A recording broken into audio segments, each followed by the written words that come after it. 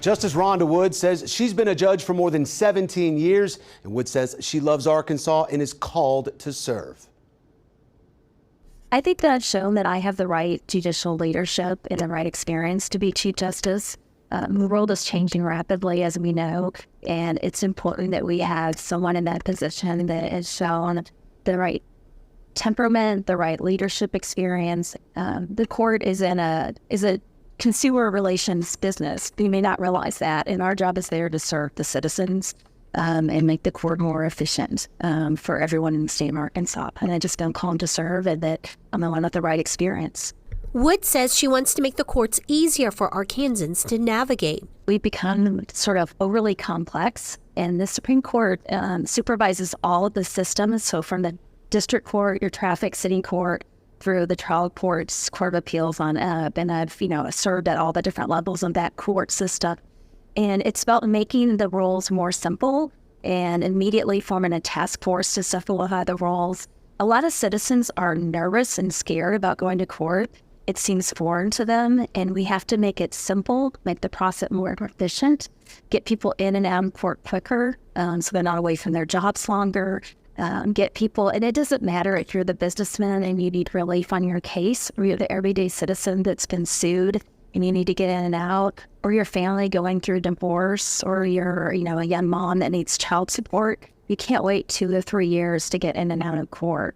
Or if you're someone that is trying to get custody of your children, we have to make that process go faster and quicker, but in a way that's still quality. Wood says she already has been a change maker in Little Rock. We have reformed juvenile justice across the state, and being able to work with the governor and past governor and the members of the legislature to show how we can be collaborative, and despite having our separate branches, that we could work together, everyone doing their role in the system, recognizing we have different roles, but improving the lives of juveniles. The difference that I've seen since 2014 and changing how we treat juveniles, and that we're really if they're in the system, that we're addressing their needs and their risks, not just punishing them for their, poor choices, and that, there aren't really bad kids. They just make, bad decisions. No matter what happens from here on out, I will just always, be proud of what we've done in the juvenile justice system.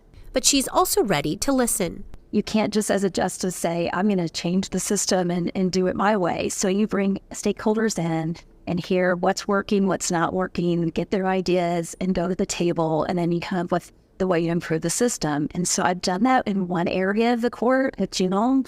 And so I have that experience to show that I know how to bring everybody to the table to come up with how to improve the system. So now I'm ready to do that in all the other areas of the state. And you can vote for Supreme Court Chief Justice on March 5th of next year, the nonpartisan general election. It's the same day as the primaries. The deadline to register to vote, February 5th for these races. Now, if Justice Wood, Justice Womack-Webb, or Justice Baker are elected, they would be the first female elected Chief Justice in the state's history.